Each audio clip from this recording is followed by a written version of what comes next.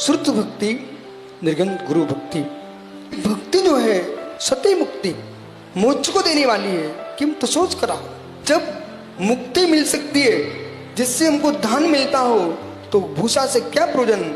लेकिन जहां द्रव्य शुद्धि हो, क्षेत्र शुद्धि हो, काल शुद्धि हो, भाव शुद्धि हो, विनय शुद्धि हो, उत्सर्ग शुद्धि हो, ऐश्वर्य शुद्धि हो, भाषण शुद्धि हो, इन 8 शुद्धियों से होकर के जो भक्ति करता है वो अष्टम अवस्था को प्राप्त होता है। और इन शुद्धियों में से अशुद्धि को प्राप्त हो गया है वह जीव स्वर्ग भी जाएगा तो देव दुर्गति को प्राप्त करेगा। जो जीव अशुद्ध अवस्था में पूजन करता है, अशुद्ध अवस्था में आहार देता है, जिनवाणी का स्पर्श कर लेता है, ऐसा जीव जो है भवनत्रय में जन्म लेता है। और भवनत्रय के लिए सिद्धांतों में देव दुर्गति कहा गया है। देवों में कोई दुर्गति है तो भवनवासी बेंतर और ज्योतिषी है। इसलिए हमें प्रत्येक कार्य चलता है नहीं चलाना चाहिए।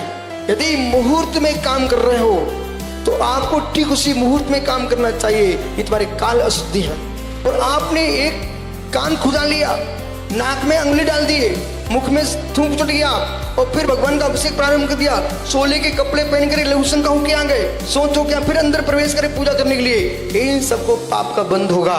इसलिए बोध होना चाहिए। चौके में सुबह से प्रवेश किया और फिर लघुसन का होके आ गया व्यक्ति और पुनः उन्हीं से फिर से हाथ धो के प्रारंभ कर दिया, ये अशुद्धि है। वस्त्र बदलना चाहिए। और मन में संकल्प विकल्प आ गए, प्रतिकोण कीजिए, प्रत्याख्यान कीजिए, फिर आगे बढ़िए। तुम्हारे भावों में अशुद्धि है।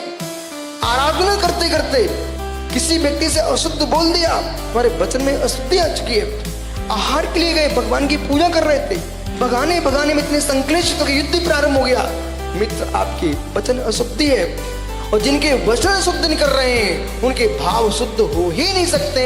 त्रियोग शुद्धि से ही जो क्रिया की जाएगी वही फलवती होगी। यस्मात् क्रिया फलप्रद भाव शून्य, जो भाव से शून्य क्रिया फलवती नहीं होती। इसलिए हमारे लिए शुद्धि पूरी करना